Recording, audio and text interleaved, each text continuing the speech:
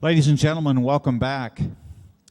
We're in for a really wonderful educational presentation and an absolute treat from a man who has devoted decades of his life now to the search for some of the truth about the abduction phenomena.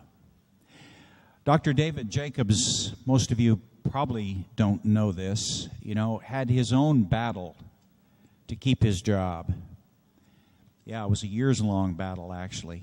In 1998, for his efforts of trying to reach some truth in these subjects, he had to fight for his academic life.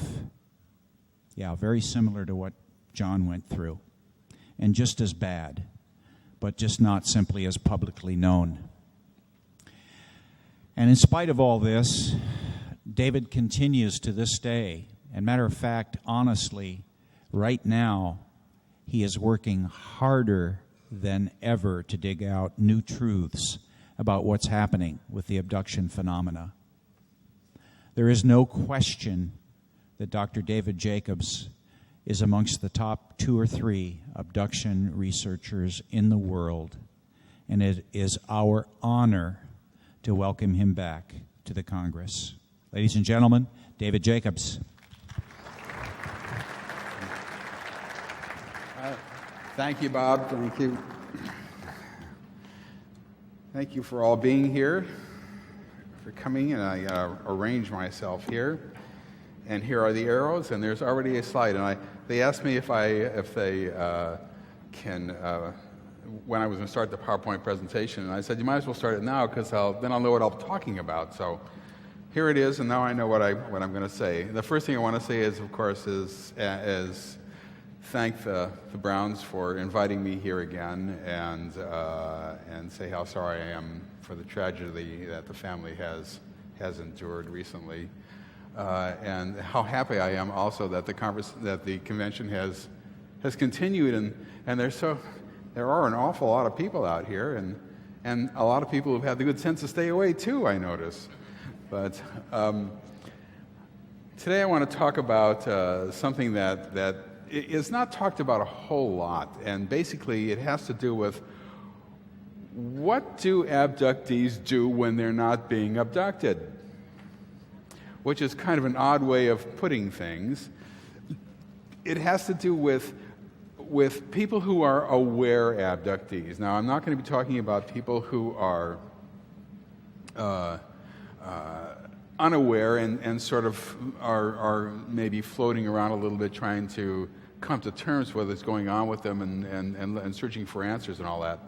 These are people who I have worked with and who pretty much know what has happened to them and certain kind of problems then are presented to them. And the first thing I want to talk about is something that people have sort of gone back and forth about. In fact, I attended an abductee group last night that was presided over by Yvonne Smith, and managed to force my way onto them. And they were talking about the trauma sometimes involved with this phenomenon. And one thing that you have to understand in terms of traumatic experiences and how traumatic this is that the abduction phenomenon begins in infancy and goes to old age. So when somebody comes to me and they say, I was first abducted at the age of 22, I automatically know, well, that's probably the first one that they partially remember as being an actual abduction event, but they probably had a whole bunch before then. And in fact, that has turned out to be true in virtually every case, that I've been able to look at. Sometimes I only see a person once, and so I can't tell what that person. But in every person I've had a long sort of experience with in terms of examining them, that has been true. And therefore, the events have happened many, many times. Let's just say a person is 40 years old, and they come to me, or 50 years old or something like that. They come to me for the first time and they say, I think things have been happening to me. I remember something when I was, 12 and then 28, and then something happened to me when I was 42 and so forth. Well, when we begin to look into it, you begin to realize that these events happen with tremendous rapidity and frequency. People are abducted quite a lot of times and they don't know it. They are abducted. The lowest amount of abductions I've ever measured in a person I was working with was something like, I can't remember, it was like 9 or 11 abductions in a year. And that was the lowest number I've ever seen. So the question then is, when you begin to do abduction event hypnosis, and you're dealing with a person who might have had, let's just say, 10 abduction events for 40 years, you see, suddenly you're dealing with 400, and that's the lowest. So let's just say we'll be real conservative, and you're only dealing with 200 abduction events in a person's life, or even 100. The question then is there going to be the same amount of trauma every single time?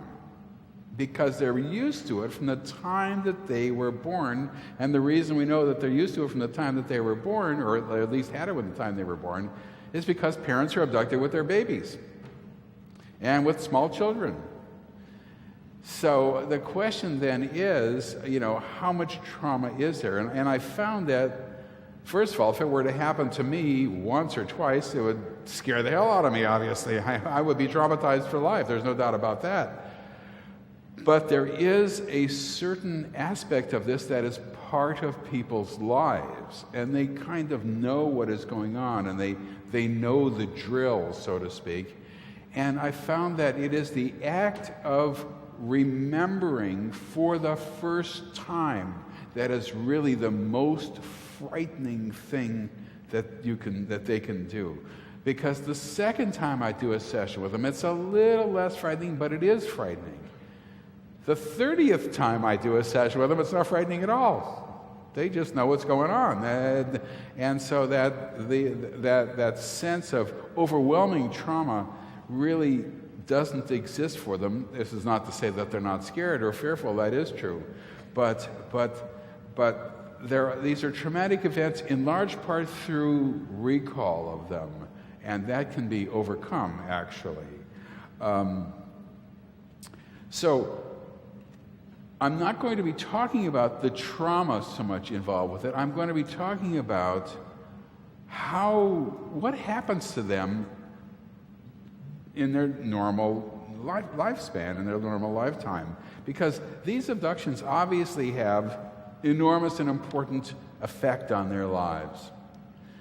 One of the greatest effects, of course, is just simply knowing that it's going on, and knowing that you're a person who has a different life that you lead, in essence. One that is happening even unbeknownst to you in an odd way. That there's a tremendous amount of time that you spent not knowing what is happening, not even being aware of. That is a very odd concept to sort of grasp for people. It's something that is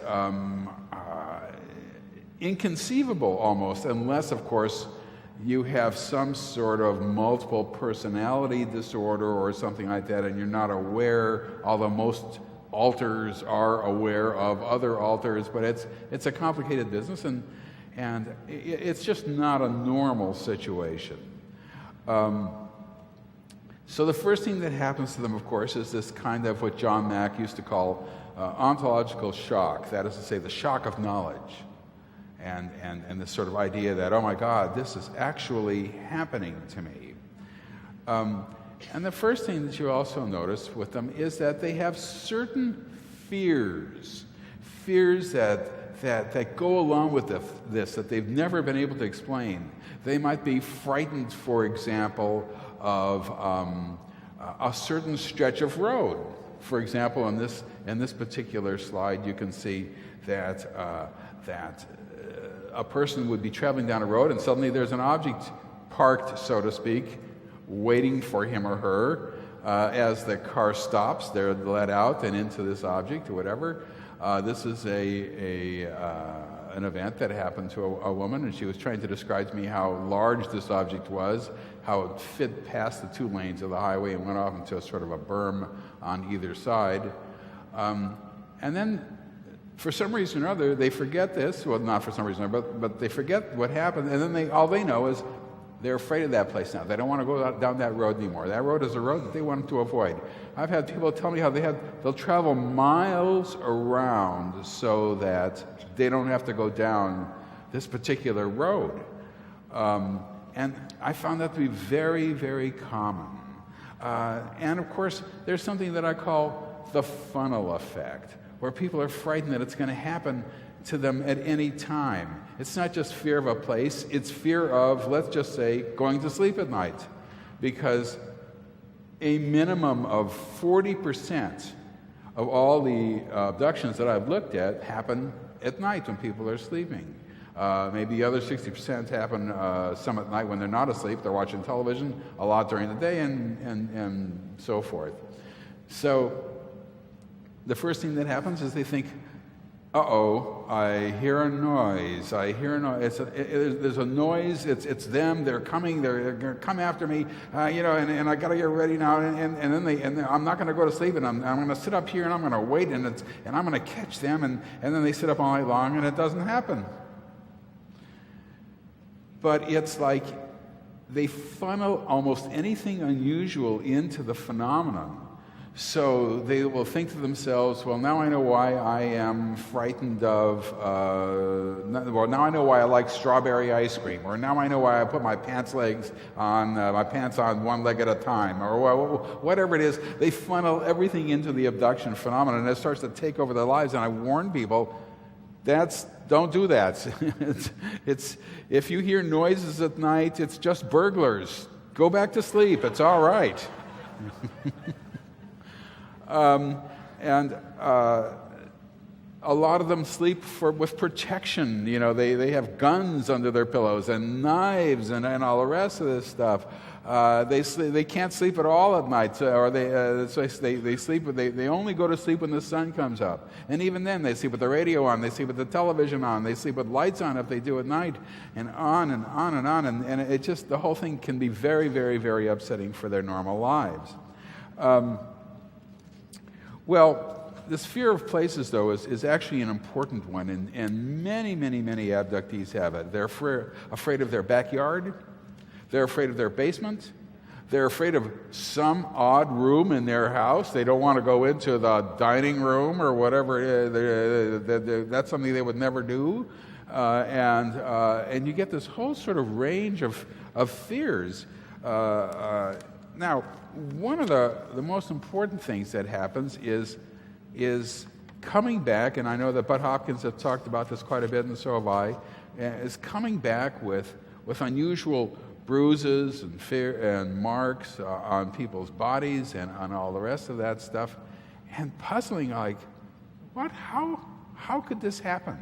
How did this happen? I have a slide somewhere here. Here. This is just a straight puncture wound. This woman actually woke up with about 4 on her face and several on her arms, and this is just a close-up of a puncture wound on her arm. And here's a woman who has, I don't know if that's easy to see, but there's bruising on her arm, inside her arm and on the outside. Actually, it was all over her arm. It was actually on both arms as well. And there's a lot of bruising on her legs. And normally, if you're sleeping alone at night in your bed, in your feather bed, you're not going to get all bruised up. You're not going to wake up unless, of course, you've had abduction experiences where this is extremely common. Extremely common. Well, this can be taken actually into different areas. For example, one time a person came to my abduction group, and she had a broken wrist. I said, well, how did that happen? How'd you get? And her answer was, I don't know.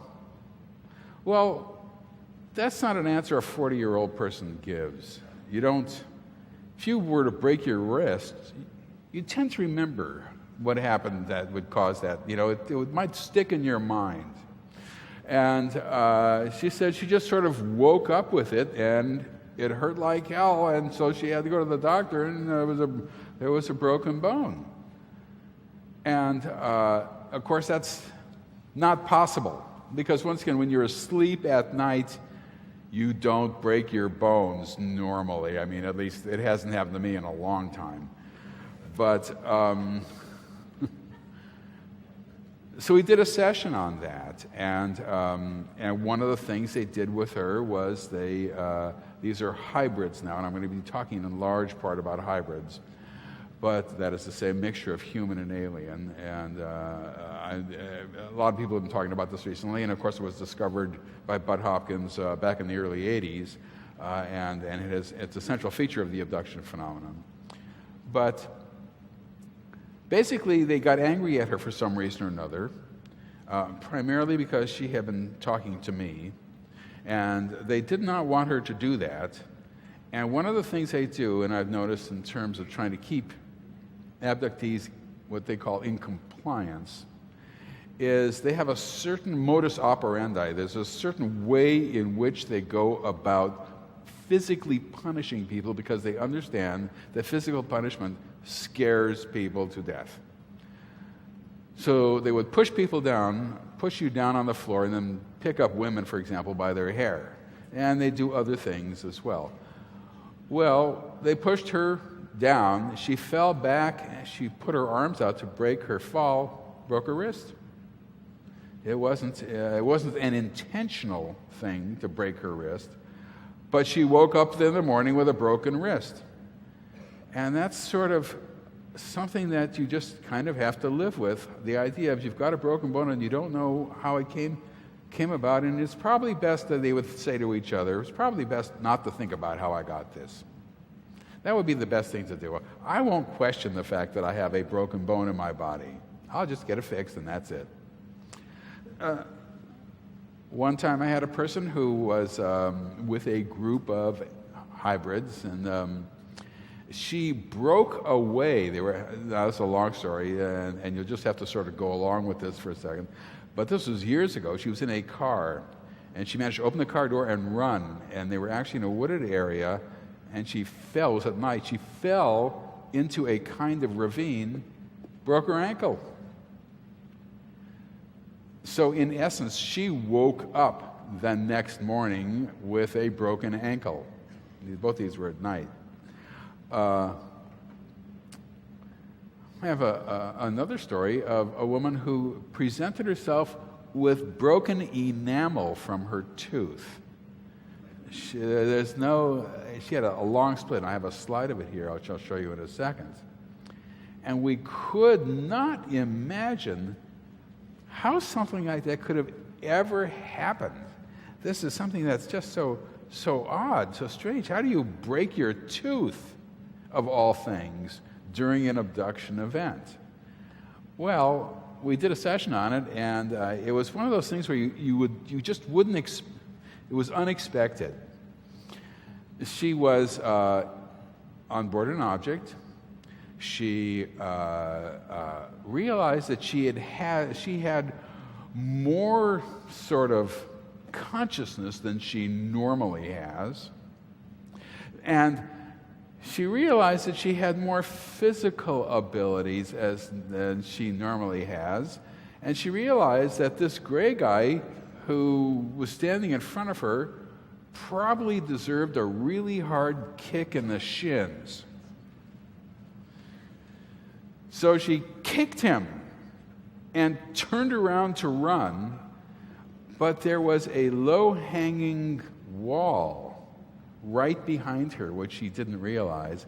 So she turned around and just whacked her face on the wall and chipped her tooth.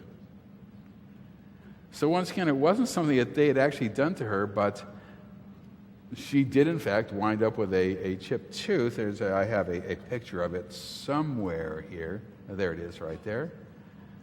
And it was extremely embarrassing for her, extremely embarrassing for her. I had to get her to open her mouth to show me because she well understood the fact that, oops, I'll just go to a zero here for a second, that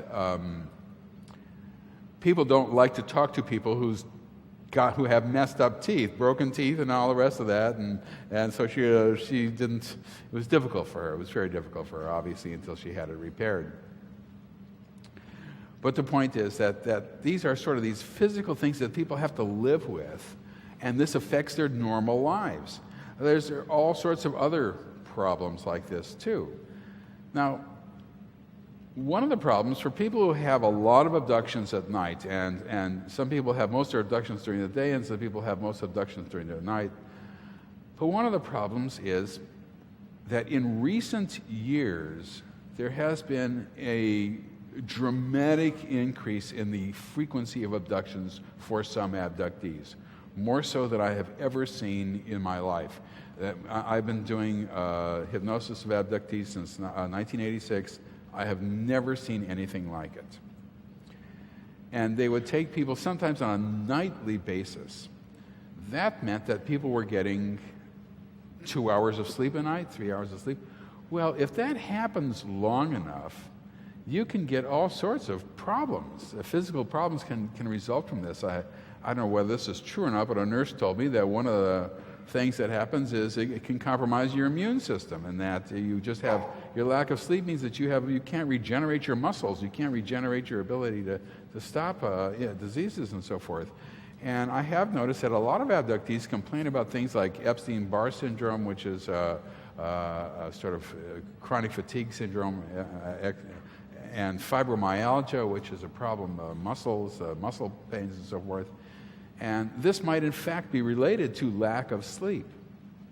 Lack of sleep also means you're tired all the time and in danger of falling asleep at the wheel when you're driving your kids home from school. The lack of sleep means that you're cranky a lot. You don't have that regenerative power, so you feel better in the morning and all that. It can be and has been a huge problem for people. And the question is, how do they explain the fact that they're tired all the time? And the answer is they don't. Because many people live in households that where they have no support. That it's very difficult for them to explain anything that's going on to their spouses. And the spouse thinks that they're nuts, And that leads to another sort of hidden problem of abductees. And the problem is, supposing you and your spouse want to get divorced. You've been married for a while and enough is enough. You've had it. And the spouse knows that you, male or female, you are an abductee. The first thing that spouse is going to do, and this has already happened a number of times, is immediately go to court, say she or he says that they're being abducted by aliens, having sex with aliens, I want the kids. This is a big problem. And the question then becomes, should the spouse ever say anything to the husband or the wife? And oftentimes they elect to say nothing. No, absolutely no. The husband, for example, doesn't have a need to know. And they don't. But then, whatever support the spouse can give is not there. So they can't rely on their husband or their wife to help them with this. All they can rely on is the fact that they're protecting themselves in the future in case anything untoward happens, and protecting the children and so forth. And this can be very, very difficult for people as well. Well, there are other odd things that you never would expect. Missing objects from the house. If there's a lot of abduction activity, oftentimes these beings, our special friends, as I call them, will take things. This one woman was telling me that she had this collection of comic books when she was a kid. And one day they were gone, and she blamed her brother. And she never got over it.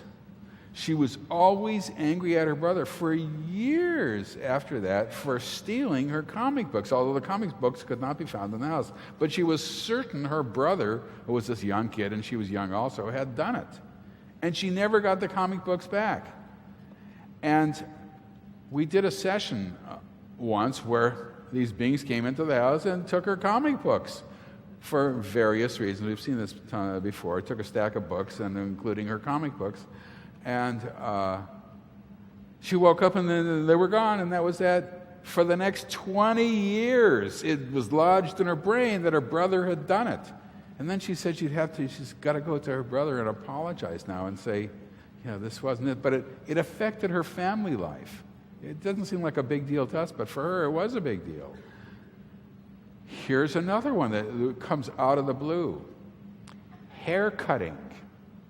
A woman will wake up and there's a lock of hair taken out, except that it is an enormous lie. It's a huge chunk. They have to go and get a haircut to match whatever was done to them, because it looks like somebody cut a huge chunk of the hair out of their head, which they did, of course.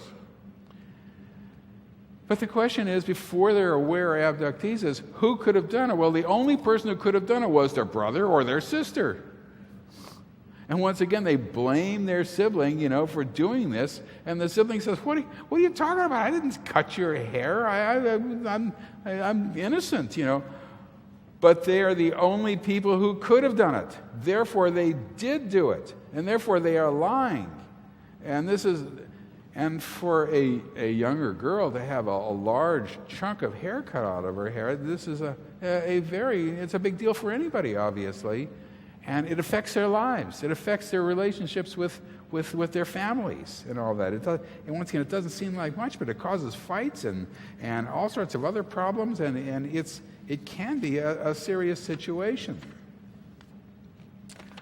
Well, some people will have these experiences, and they just say to themselves, "Oh, this is just part of normal life." For example, one time I was in the outer office of the history department, and I was talking about the subject, and a student came up to me and said, "Oh, I didn't know you were interested in this." And I said, "Well, yeah, I got a passing interest in it, And she said, I said, why? Have you ever seen a UFO, or anything like that? And she said, oh, yeah, lots of times. I said, well, come on into my office and we'll talk a little bit about it. Now, when a student comes into my office to talk about experiences or things that they've seen, I remain poker-faced throughout the whole thing. There's no way I'm ever going to say, "Oh, yeah, you're an abductee, you're one of them." I'm not gonna do that. Obviously, I just listen and pass no judgment. But she told me the following story. She said when she was 6 years old, for some reason or another, she woke up in the middle of the night, she looked out, and she ran to the window and looked out the window. And out the window, and I'll give you an example of what this looks like, although this is not what happened, what she, in fact, saw as I go by these things here. Out the window, she could see people coming out of an object, and they were small, and they were gray, although this is not it, but it's something like that. And just as she was looking at this, her mother came running into the room, burst into the room saying, "Hide, hide, they're going to get us, hide, hide." And that's the last thing she remembers.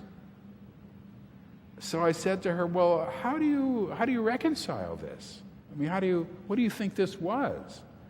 And she said, well, my mother explained to me at the time that this is just normal life. Everybody has these kinds of experiences. This is what goes on. This is what's part of being human. So she doesn't really think about it much because this is just what everybody has these things, I said, okay. I'm not going to say no, that doesn't happen to everybody, and I just, because I'm poker-faced. But she was able to incorporate this into her life and live with it as a normal kind of situation. And oftentimes there'll be a situation where people will see things in their house. And here's this being standing in the living room, and they'll in some way be able to reconcile this as just sort of another realm. There's like some other kind of alternative reality that sometimes intrudes on them but doesn't bother them. Here's another one in a bedroom situation where this woman is lying in bed. She drew this herself, of course, where these things happen, and all I remember is these little snippets, but it's okay. They're able to sort of get along with it. And yet, at the same time, they know that something is wrong, and they have this nagging feeling all the time, constantly, that something is off, something is different. When they then come to me and begin to examine these experiences, they realize that these things shouldn't be happening, that this is not sort of normal life and all that. Once they begin to realize what's going on, one of the things that happens is, of course, is that they become very frightened of other people finding out. Nobody should ever know this. This will make me look bad. I support this conclusion. I tell them, you have to be discreet. The main problem is the workplace. They go to work and they start telling their fellow workers, well, last night I was on Mars or something like that, then they're not going to have a job pretty soon. It's going to happen, particularly if they continue to talk about it. And once you mention that you've been abducted, people don't forget that. That will stick in people's minds for as long as you ever work at that place. It'll never go away. So I tell them you have to be discreet. And in fact, I do have cases of people who were let go because they just talked about this subject a little too much, and they were considered to be too odd by their other workers, and it just wasn't the place for them, and maybe they should seek their fortunes elsewhere.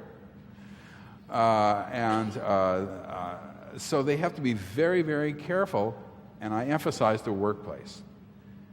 Telling their relatives might be a little safer. Telling their friends is iffy. If they tell their friends, the question is, how close are they to their friends?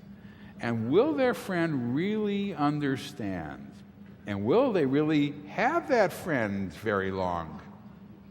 Once you say that you're abducted, you are immediately categorized as a lunatic, as a nutcase. So you can't tell fantasy from reality.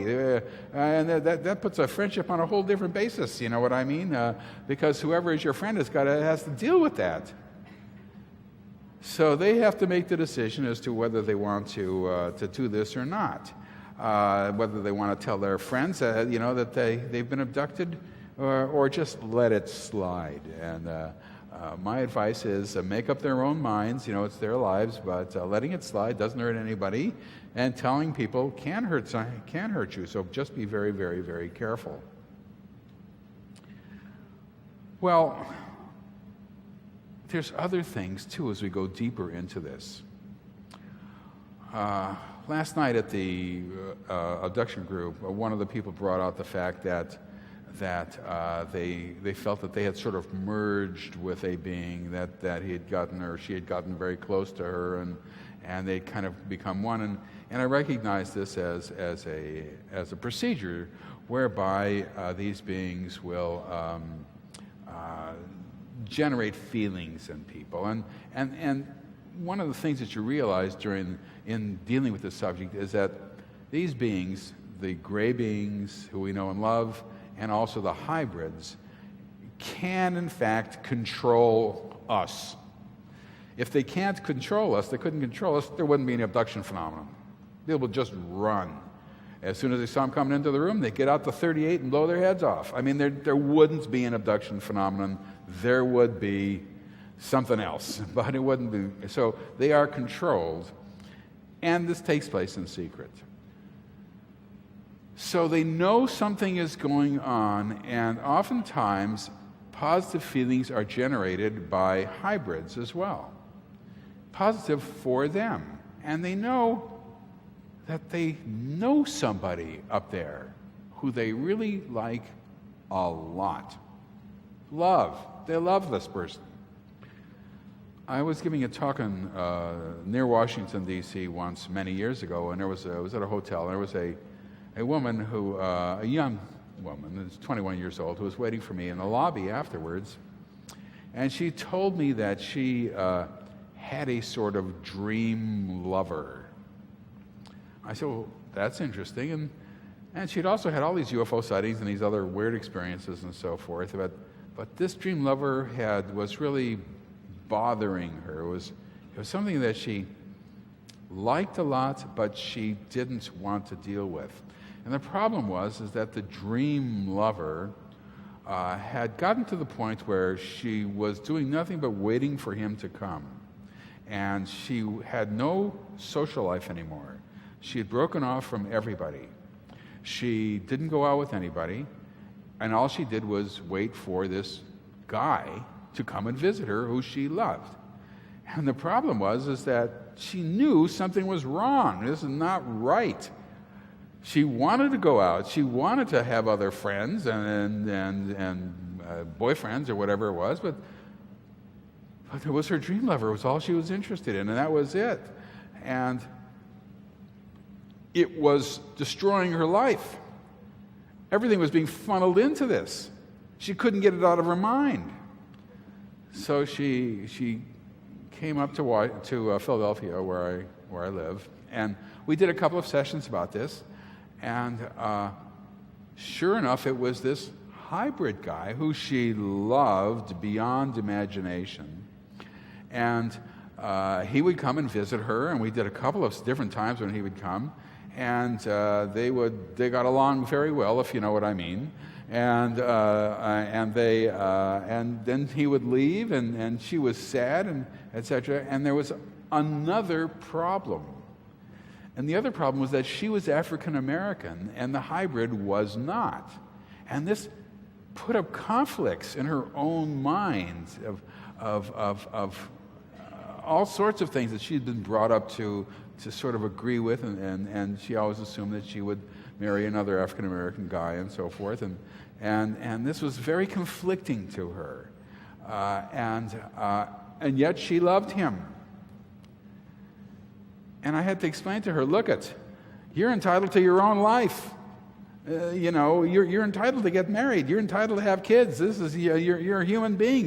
This is what you want to strive for. You're entitled to lead a normal life, because what's happening here is not your call. This is not your decision. This is not your choice. This is something that they are doing to you for their particular purposes, whether you love it or not. You still can't say no. And I don't know what happened. Coming up was very difficult for her, so she didn't. We didn't do many sessions. But the fact was that this very sort of nice situation on one level was in the process of really kind of truncating her ability to have a normal social life and go out with her friends and meet guys and all the rest of that stuff, And it's odd. You wouldn't normally think that something like that would happen. As we just here's another slide where this is a situation here where it's the same kind of thing. A kid is abducted, and he's abducted from this area, and this is sort of a schematic drawing of how he did it. He saw a UFO. Where's my cursor here? Here, and then he went to here, and then he and his friends hid over here, and then they were made to stand up, he and his two friends, and then he was lifted up into the sky, and his friend was here. And I might have shown this slide before. The point is that this is a situation where the question is then, how do you deal with your friend the next time you see him? And the friend says, well, where were you? You were there one time, and then suddenly you were missing, and then we looked all over for you. This is extremely common, and we never found you again. Well, where were you? We didn't even see you go. And your answer is, there is no answer. The person thought they were there the whole time. They were playing. But sometimes there is an answer, and you have to make up an excuse. Oh, well, I had to I had to go over a little ridge, and then I saw a friend of mine who said that my mother was looking for me, so I just went home.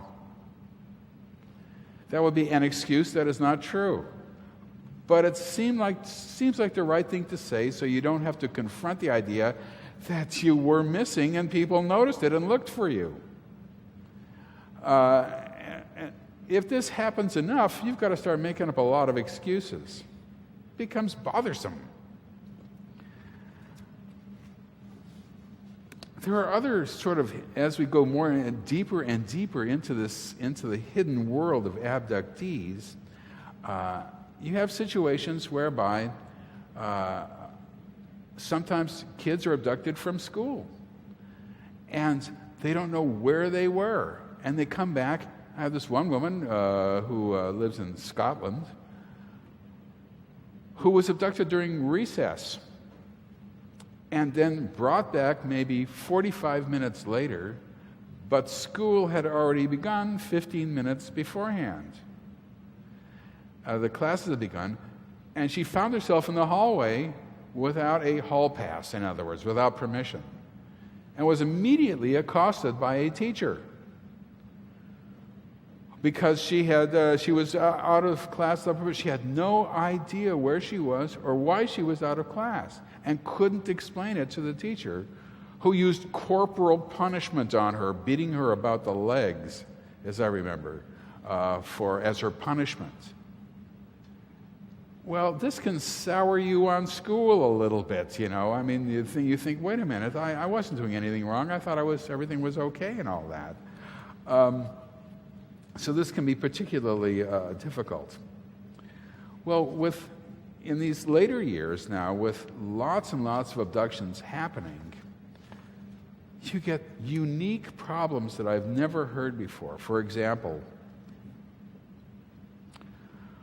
one problem that I've had is a person is abducted after she gets up in the morning. Kids leave for school, husband leaves for work, she's alone, and that's when she's abducted. The problem is that she has a couple of kids who have difficulties at school. And one is a special needs child. And she uses her cell phone as the alarm to wake her up in the morning, and she depends on her cell phone for everything. Oftentimes things will happen at school, and they call her, and there's no answer. She has missed as many as 6 or 7 phone calls frantically from school about the kid being sick, come and pick up the kid acting up, come and pick up the kid, she needs to come in and deal with the kid right now, and they can't get a hold of her.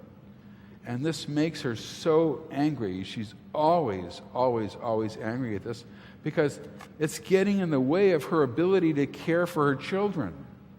And these are emergency situations where the school is calling her, and she misses everyone. That she can tell by her cell phone that they called at 10, they called at 11, they called at 11:15, they called at 11:20, they called, that sort of stuff. And she has no idea where she was. Now she knows, of course, she's somewhere else.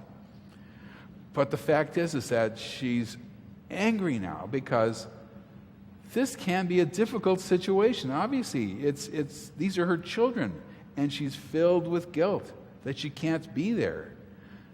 So she has to make up excuses to the school. Well, I was busy, or I was sick, I was this, or I must have been in the bathroom and I didn't hear, anything. And eventually, she said, you run out of excuses. As they told her, she's one of the most difficult people they've ever dealt with in trying to get a hold of in the morning. No parents are like that. If they know the parents are at work, they call the parent at work. If they know the parents are at home, they call the parents at home. And if you have a cell phone, the cell phone is with you at all times, and they call her on her cell, and she never answers. If this goes on long enough, you can actually see a scenario of the state stepping in and saying you're not taking care of your children well enough, or some horrific thing like that. I hope it doesn't lead to that, and it may not. But you can see a situation where something like that could happen. And there's nothing she can do about that. Absolutely nothing. It's a very, very difficult situation. Then she says she's abducted so much now that She has to start making up excuses beforehand. Now, if she goes to the market and says, I'll be home in 20 minutes, and she comes home 4 hours later with a carton of milk, she's going to have to tell her family why she's missing, because she's an aware abductee. So she has to make up an excuse first. I'll tell them this if I come back 4 hours later. So she spends a large part of her time thinking about how she can justify missing time sequences that she knows are going to happen to her, which is it's such an odd thing to think of. You don't normally. This is not. You're not going to be doing this a whole lot in a normal life. You know what I mean? This is not something that's going to take over your non-abductee life. You don't have to think about something like that ever.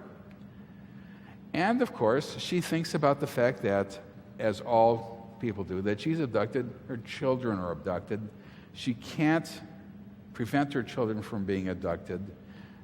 She lives in guilt for that.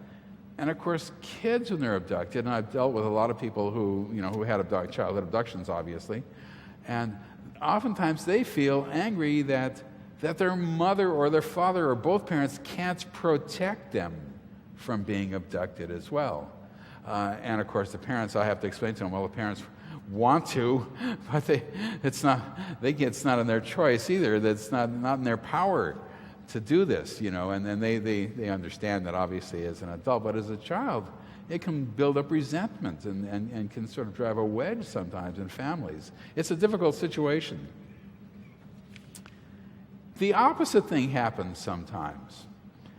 I dealt with a woman who was a person who had a kind of epiphany one day. She'd been abducted all her life, of course, and she had gone out with a lot of guys, and she'd been married once and then divorced and so forth. And then one day she saw the man of her dreams. The man of her dreams. This was a guy who she was uncontrollably attracted to. It was uncontrollable. She could not keep away from him. She jumped on his bones every time she saw him. It was out of her control. She loved him. This was the guy. She was 37 years old. He was 75. He was short. He was bald. He wore thick horn rim, turtle horn rim glasses. He was the man of her dreams. They got married. I mean, this was serious business. All the while she's thinking to herself, why is he the man of my dreams? Why am I getting married to him? But I know I love him. And then eventually she realized something is wrong. Something has been wrong, and they slept in separate bedrooms and all that. And he died when he was about 87. And they were still married, and but they learned to live their own lives. But it was such an odd thing, and then she realized that all these sort of loving feelings that are actually neurological procedures that are done by gray beings had been transferred to her. So instead of driving a wedge in some way, it drew her close to this guy she met, who actually was I can't tell you who he was, but he was a prominent person in the Philadelphia area, whose death was a major event and so forth. But the fact is that he wasn't her type. Let's put it that way. And she knew it. And yet she had this uncontrollable urge to be with him.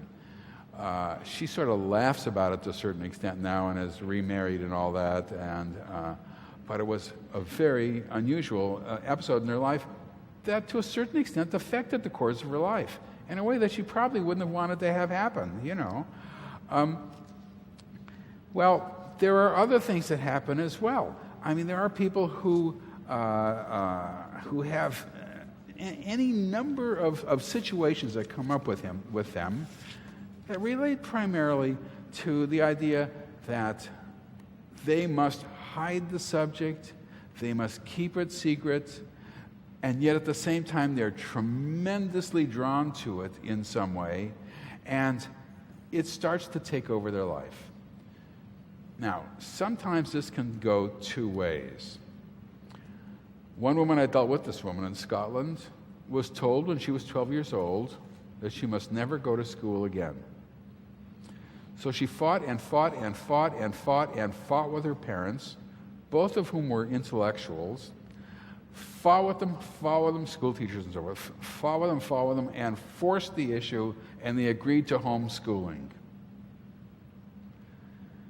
She couldn't care less about homeschooling, never picked up a book, and never learned anything. Because it didn't matter to her. She knew she didn't have to do that it was not necessary. Then when she was a teenager, she was told she must never be with a boy. Never, ever, ever. This was not to happen. So she didn't have a boyfriend. She wanted to have a boyfriend. She wanted to. But she couldn't, and she knew she just couldn't. Eventually, she fought it, and she got married. And then the marriage lasted for about 5 years or so, and then they were divorced, and they're still on amicable terms. But she was sort of relieved. Although the guy was a pretty nice guy, apparently, she was relieved to be not married. It wasn't that she was relieved to be divorced from him. She was relieved to be not married again, and free and single. And then she was told she must never have kids. And in fact, she tried to have kids, and it was unfortunate. She had several miscarriages, and it was an awful situation. But she then became sort of independent. Then she has disability problems, and she's on disability, and she lives alone. And the amount of abductions that have occurred to her has been just unbelievable. And they have began to rule her life. They would say to her, "You cannot leave your apartment now. You cannot leave it. We must be here at these times." So she would force herself to go out. And she'd walk down to this main street where she lived nearby, and she'd go shopping or something like that. And then she'd come back, and they would be really angry. "We told you not to do that. That was not right. You cannot do that. That was not good. That was bad." Then one day she'd get the urge that she must leave her apartment. Now she must leave. So she would walk down and just walk around, and she would go here and there, but I have no reason why she was there. And then one time she tried to come home, but she knew it was too early to come home. And in fact, she was stopped. Somebody came up to her on the street and said, "You must not go. You can't go home yet. You have to wait." So she stood there with him and waited. And like they were standing on a sidewalk waiting for a bus. And they waited, and then he said, "Okay, it's all right to go home now." And then he left, and she returned home. And she got the sense that they were using her apartment for some reason or another, which she didn't know when she was gone. And in fact, they were. We did several sessions on this, and they told her at one of these sessions that there were some times when they were going to be using her apartment and she couldn't be there, and that was that. And it was all hybrid stuff. Hybrid, not gray guys, but hybrids. And over the years, there's been a shift towards people talking more and more about hybrids and hybrid life. And you notice I haven't talked too much about the standard issue grays at all in this talk. It's mainly hybrids. And when I first began doing this research, in doing my own hypnosis in '86, there was very little to do with hybrids. There were hybrids around, and there was what I call the personal project hybrid and so forth. But over the years, I've seen a growth of hybrid activity. It started out primarily with doing procedures, helping the gray aliens do things, coming down, getting people, getting them up, getting their clothes on, off rather, and doing this and doing that, and so forth during the abduction sequence. Then I began to find abductions where there was quite a lot of hybrid activity, where there were hybrids who were really, who were not just helping, they were actually doing a lot of some of the procedures. And of course the Greys were there, and the Greys were helping this, and the Greys were doing this, and the Greys were doing that. Then people began to tell me, and this was already 10 years ago, that there were whole abduction sequences with nothing but hybrids, conducted by nothing but hybrids. That's all there were, was just hybrids doing everything, and there weren't any Greys around at all. I thought, I think I'm spotting a trend. I don't know, but the people never told me this before. Now they're all starting to tell me this, and I'm hearing this all the time. And now I'm hearing all these other stories where hybrids are in their apartments, and hybrids are in their homes, and hybrids are taking stuff from their homes, and they're doing this with hybrids, and they're doing that with hybrids. And I'm thinking to myself, I've never heard this kind of stuff before. I mean, I've heard variations of it, all related to abduction activity, but this isn't related to normal abduction activity, where they take a person out of their house or their domicile or whatever it is and take them on board a UFO. That is not what this is. This is something different. And so people have very different reactions to it. People don't know how to react to it. They think that they have the sense that people are going to be in their homes. They have a sense that they're going to be outside with them, perhaps. That they have this other kind of life that's,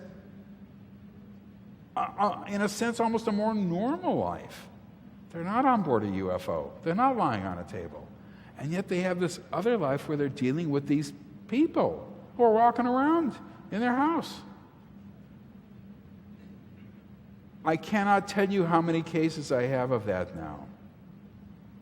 It is extremely common. It is new. I've never heard things like this before. I'm not going to go into it because it's this is a 30-hour talk, but I had never heard things like this before.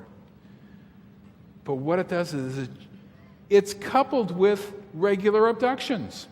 They also still go on board, and there are still Greys there, and they're still on the table, and they're still holding babies and this and that and all the rest of that stuff, and that's happening as well. So what you're looking here is a net increase in the amount of frequency of abduction events, if you then include as an abduction any kind of contact, and therefore being in control of any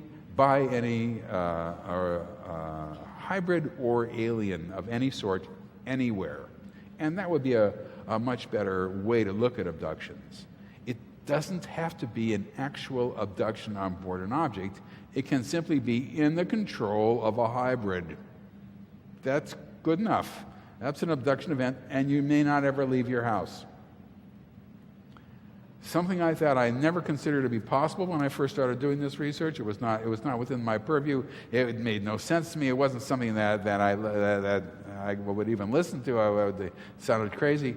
Now I'm forced to deal with it, and I'm forced to deal with the impact that it has on these people's lives. Something that is just so extraordinary, so unusual. It's hard to imagine, and yet it is happening. It is something that must be imagined. It is something that rules people's lives. It's something that they can't get around, that they can't get over. And it even goes further than that. As we go deeper and deeper into this, it is the fact that when they start to talk about this subject, there is a much greater increase in the problem of secrecy. Talking about hybrids walking around in their house or outside or wherever it is has suddenly become an enormously big deal. They are therefore not in compliance. because compliance means not talking about this now. In the old days, a couple of years ago, people would say, I'm remembering everything I'm telling it to Dave Jacobs. And they'd say, well, that's not good. That's bad. Don't do that. He's not a good person. Don't tell him anything. You're endangering future generations. Now get on the table. Now they say, you are not to do that under any circumstances. You are not in compliance. This is not allowed. We will punish you if you do this. This is bad. You must not tell this to anyone, ever. If you continue to do this, we will take measures against you. Now you have this whole world of measures against them for disclosing, for not being in compliance, for acting, as they say, for betraying them. This is betrayal. Well, you push them to the ground, to the floor, you pick them up by their hair. Okay, that we know. You kick them on their legs so that they get bruising on their legs. I've seen that quite a bit when they're on the floor. You twist their arms, causing bruising to their arms. You do things that aren't really going to cause any permanent damage to them, but scare them to death. If they continue to disclose, talk with me, for instance, or other researchers, well, other measures can be taken. You can threaten them. Threaten them with death. Why not? Get to threaten them, you might as well go all the way. We'll kill you. Well, killing one would be counterproductive, it seems to me. I mean, if they have a lifetime invested in them and they're trying to get them to do all sorts of things, then the best thing to do is just to leave them alone and go about their business, and that's it. Killing them would be losing one that they have invested a lot of energy and time. So that's probably never going to happen. But the abductee doesn't know that. We will kill your children. We will, you know how we've had relations with you? Well, here's your 14-year-old daughter. We're going to do that to her. Do you want that done to her? These oftentimes work. These are direct threats of violence and sexual assault on people. Now, for the woman who lives in Scotland who has no kids and who has no family and no friends really, no family, they look at their family pictures and they say her mother and her father are still alive. Well, we will kill your mother and your father. We'll kill you. Then we'll kill your mother and your father. And of course, there's threats on the person she's disclosing to, known as me. We will kill him. He will die. And she'll see images of me floating face down in a pool of water. And I realized, what kind of image is that? And the answer is, they don't know what I look like. She lives in Scotland. I've never met her. So I'm floating face down a pool of water, dead, and it'll be her fault. She caused it. She is the one who's the guilty one because she was not in compliance. I've had several people talk to me about these threats on me. And how guilty they feel talking to me now because they know that they might bring some sort of threat on me. And I must say, I tend to take these things seriously sometimes myself. It has been a little bit of a wild ride that I've been on for both me and for my wife, something that we never really expected. But then just talking to me brings up guilt in them. Guilt. Should they be saying this to me? Should they be disclosing this to me? They're putting me in danger, and I have to assure them, oh, that's ridiculous. You're not putting me in danger. Boy, that's nonsense. And the answer is, I don't know. Maybe they are. I can't guarantee that for myself. But I can't let them feel guilty, obviously, for anything like that. So they have this whole range, this world that they live in.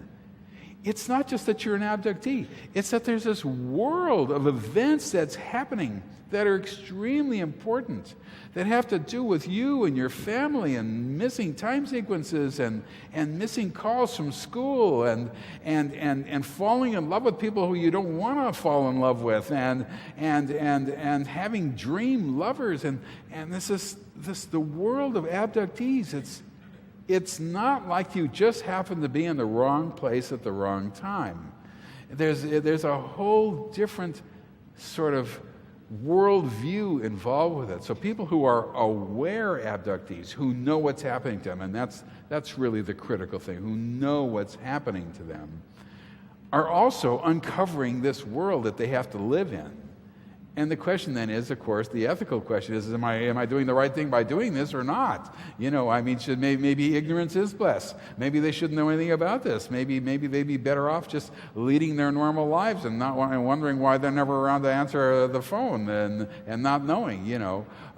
That's something that's my own moral dilemma, and I sort of leave it up to them. We can stop anytime you want, and maybe it is better not to know this, and they want to go forward, and that's okay with me. But it is a little bit of a moral problem.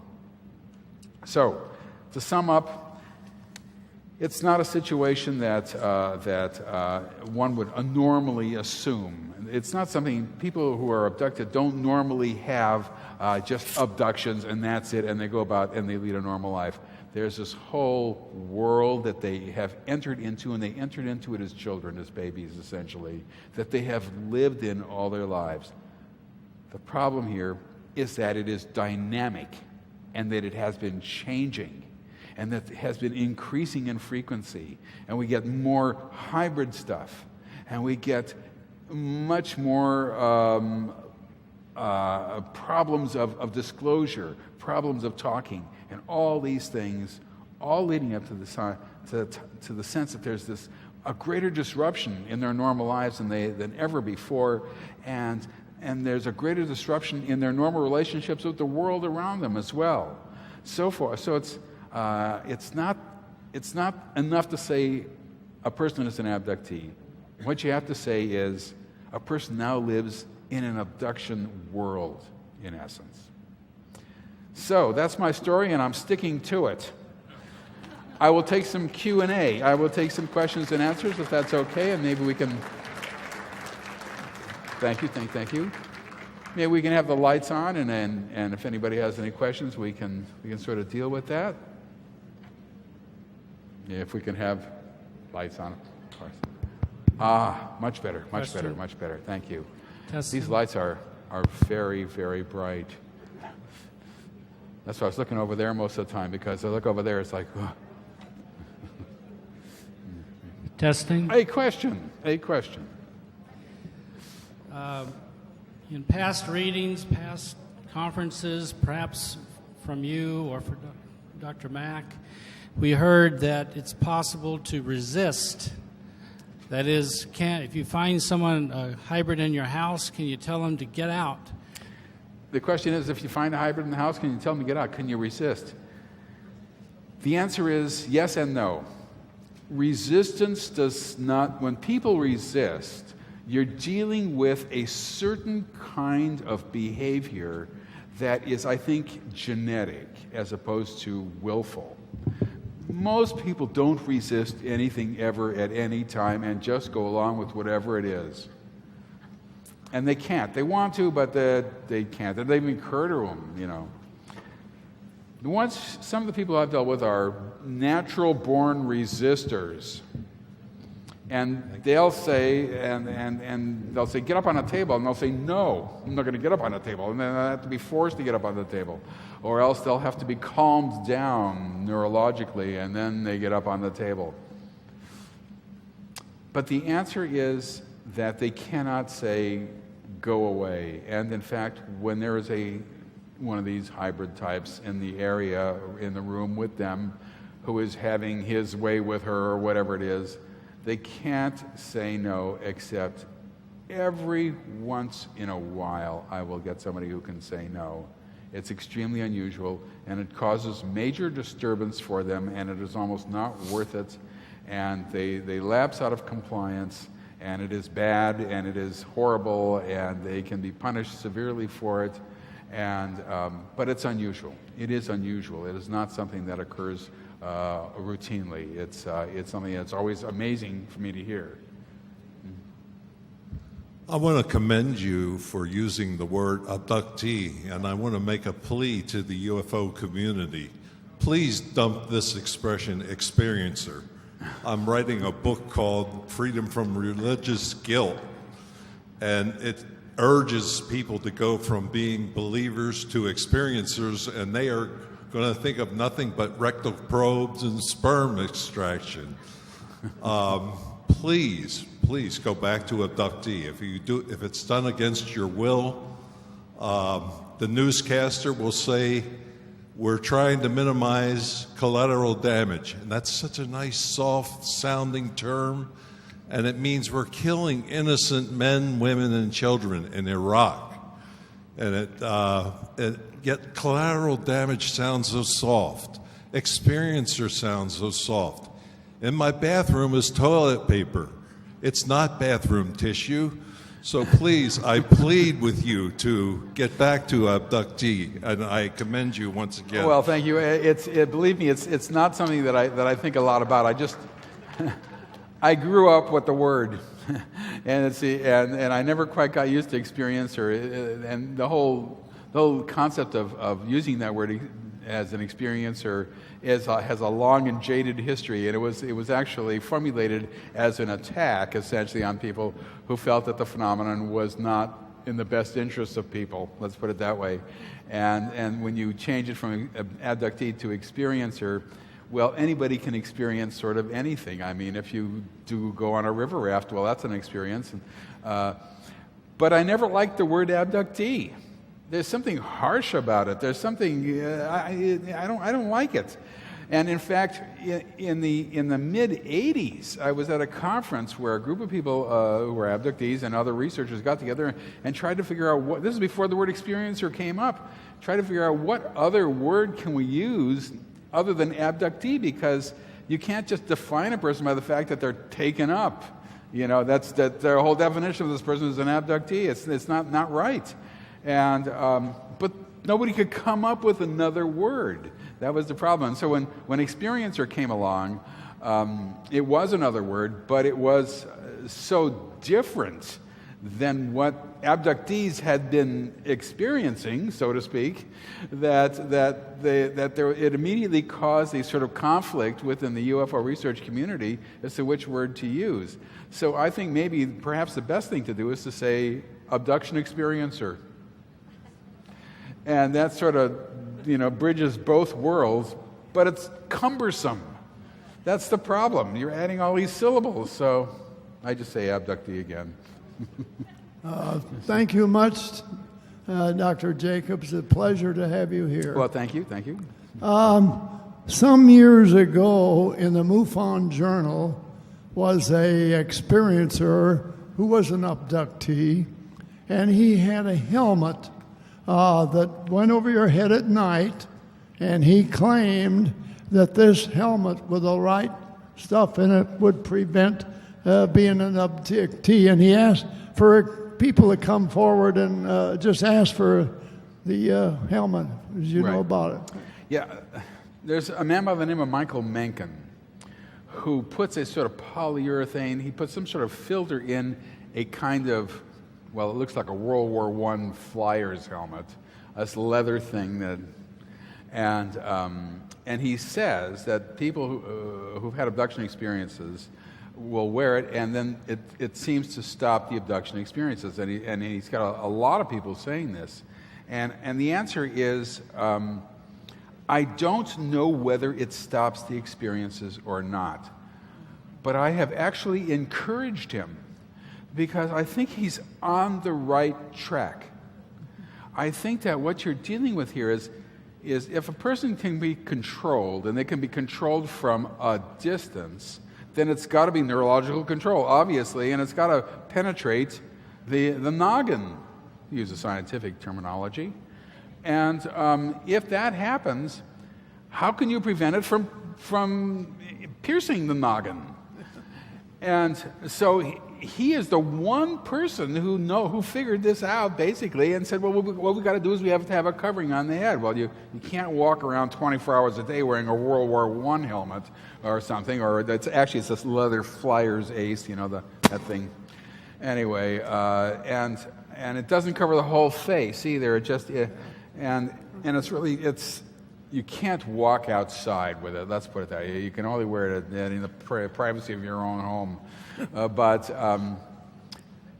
the problem here is you have to have a certain kind of scientific approach to it. And the first approach you have to have is, we do know a little bit about brainwave technology. We know that if you put electrodes on people's, there's the alpha, the beta, the theta, the delta, whatever, brainwaves. The question then is, if there's any neurologists out there in this audience, you please answer this question for me. I've tried to look for sympathetic neurologists. There are not a lot of them. There's no neurologists on MUFON's list of consultants and so forth. But the question is, if you can measure, by attaching electrodes, measure brain waves, at what point do you stop? Which brain waves are getting through? Now, if you then lift the electrodes up 1/4 of an inch, can you still measure those brain waves? Now, however that can be done. In other words, which waves travel the longest and which waves are blocked early, at the shortest, and therefore you have to build a contraption that will be in some way related to actual brain wave activity, as opposed to what he's doing with just putting the shield. And if you can do that, then I think that you're much more scientifically grounded. But the problem is that people do not know much about brain waves after they leave the head. They just know from the skulls, and that's it. So, but as crazy as it sounds, I think he's on the right track. Now, the problem with saying it stopped the abductions is we don't know how many times they've been abducted, and they don't remember that they were abducted, and they think that the helmet stopped it. So you see, we don't know how many times they were told to take off the helmet before the abduction, and then have an abduction, then put it back on and say, see, nothing happened to me. I'm still wearing a helmet, and nothing happened, because I don't remember anything in the middle. That we can't measure. So even when you get the anecdotal evidence out that, yes, it stops it, I also have people who say, I couldn't wear it. I was forced to take it off. And I also have people say it didn't matter. But he's on to something, which is why I've still encouraged him. He's on to something. Thank you for your presentation, Dr. Jacobs. My question is I know that you've been doing this for at least 10 years, 12 years. How many years? How many years have I been doing this?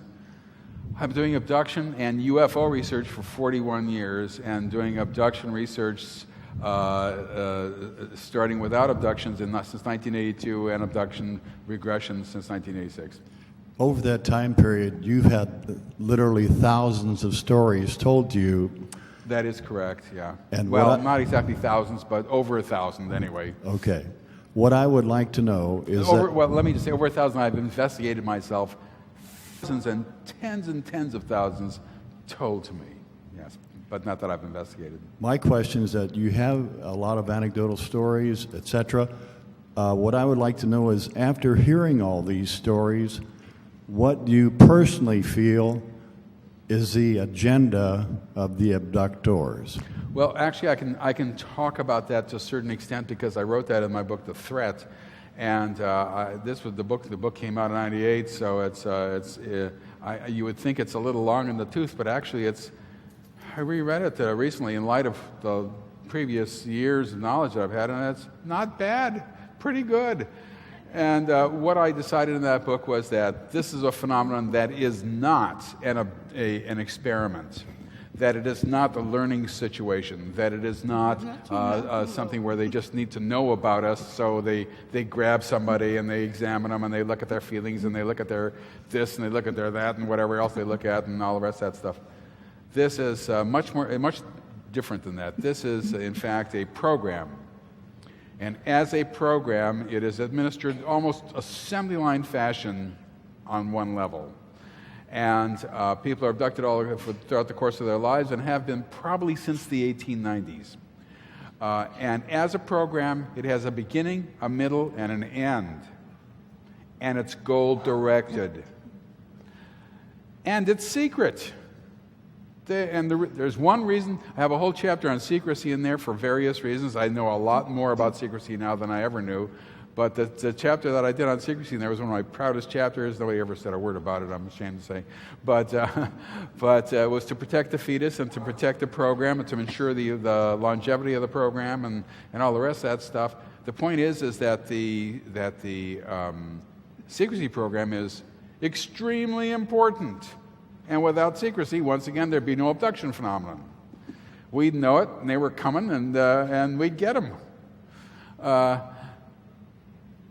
But the point is that they don't want us to know what they are doing. That is the bottom line. That is simply not an arguable. It's not arguable. They are secret because they don't want us to know what they're doing. Period. That is the bottom line. Maybe they're doing something wonderful and great and terrific, but they still don't want us to know. That's why it's secret. And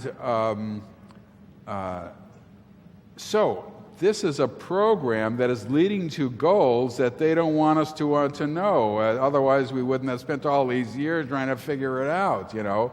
And if you haven't had hypnosis with a competent investigator, you know, people are very scattered. There's all sorts of different ways in which you can think about it, and people have different ideas and different viewpoints, and some of them are right on it, some of them are off of it, and it's very, very, very scattered and very, very difficult to deal with unless people sort of know what happened to them. Not knowing what happened to them is a goal. Absolutely, you don't want them to know what happened to them. You know, it's in our interest to know, and it's in their interest to not know. They win, basically. So the question then is, well, what is the goal? You know, and in my humble opinion, based on a lifetime of putzing around with this subject. And coming to conclusions that I am embarrassed to discuss, but I'm required to because I consider myself to be an academic and I'm supposed to go where the evidence leads me. And believe me, the evidence is, as I tried to explain to people, you're dealing with anecdotal evidence. You're dealing with physical evidence, obviously, as well, but primarily anecdotal, that's stories people tell you, retrieved through hypnosis, administered by amateurs. This is not what we call strong evidence. This is not the evidence that's going to really impress the scientific community. So, given that, you still must go forward and say, okay, all right, it's evidence nonetheless. It might be the bottom of the pile of evidence, but it's evidence nonetheless, and we've got a tremendous amount of it. And the internal consistency of the evidence is beyond imagination. It is breathtaking in terms of the detail of what this phenomenon is like. And, you know, there's all sorts of phenomena that we know about, and we really just don't know much about. We have surface knowledge of all sort of paranormal phenomena. But with the abduction phenomenon, we have tremendous depth. To say that is to underestimate it. I'm underemphasizing it. To say it's tremendous, it is literally mind-boggling how much we know about this subject that is completely consistent with what everybody has been saying for years and years and years and years and years, and goes on and winds its way to an inexorable conclusion that I hope I will get to myself. And so I do think that this is, in fact, a building, a creating of these hybrids to look more and more human and to integrate into the society. And the problem with that is that they have the ability to control humans, and we don't have the ability to control them. This is not the kind of situation I would like to see. I would like to see us have the ability to control them and them not have the ability to control us. See, that would be my ideal world. But that I can't make that happen, unfortunately. And that's what people tell me over and over and over again, as late as Wednesday night. And so I can't do that. So that means that if this were to happen as people have been telling me, and as the evidence, in my opinion, has sort of gone to, it means that we will become essentially second-class citizens, in a sense. You know, there will be people who have these abilities to tell us to go over to Starbucks and buy them a cup of coffee, and we won't be able to say no, you know, or whatever they want to have us do. And so I look to the future and I think, gosh, this is not the future that I envisioned when I first started looking at this subject. I was filled with enthusiasm. I loved it. It was wonderful. It was great. And this might be contact between two species. And we learn how to cure disease and stop war. And there'd been exchange of information, and they could learn about us. And it didn't play out that way. I wanted it to. I was looking forward to it playing out that way. This would be wonderful. Just like, you know, I mean, just like sort of in science fiction. And then I realized there is no such thing as contact. There's a popular culture concept. It's not a real concept. There's no evidence for the concept of contact. It's not working out that way. And so I look forward, and I look forward with a little bit of unease, I must say, just a tad of a smidgen of unease.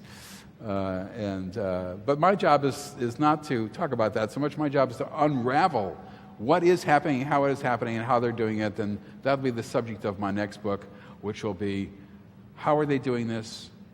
What is the bureaucracy involved with doing this, if you can imagine that? What are the functions of various people in doing this? What are the functions of various hybrids in doing this? How exactly do you integrate in this society and you don't have a social security card, for example? Well, I guess that's not a big problem for a lot of people in this society these days. Just have one made for you, you know. But there's all sorts of other problems about doing that. Oh, 2 minutes remaining, sorry. And so that's what my conclusion is, that this is ultimately an integration program on some level, much as I am embarrassed to say that. Yes, I'm sorry to keep you standing there this whole time. I bought your first UFO book back in the 70s. I still have it, and I've shared it. And then in the library, I read Secret Life and The Threat, and I want to thank you for all three of them. And then Virgil's staff had a review in the MUFON Journal of the Book of the Allies. So I ordered those and read those, and I found you were so much in accord. And they told me you didn't want to read it because I read the channels, and I wondered if you ever did. The question is about the Marshall Vian Summers and the Allies of Humanity. I see I only have one minute left. This is what's called revealed knowledge. This is channeled knowledge, as he readily admits. And we found that with channeled knowledge, it's sort of all over the place. It's just everywhere. And when you get everything all over the place, every once in a while you're going to get a hit. It's the law of averages, you know. And so what happened is he got a hit. And he is sort of similar to mine, but I would be exceptionally careful with any kind of revealed knowledge. Thank you. I'm getting the wrap it up sign. Thank you very much. I appreciate it.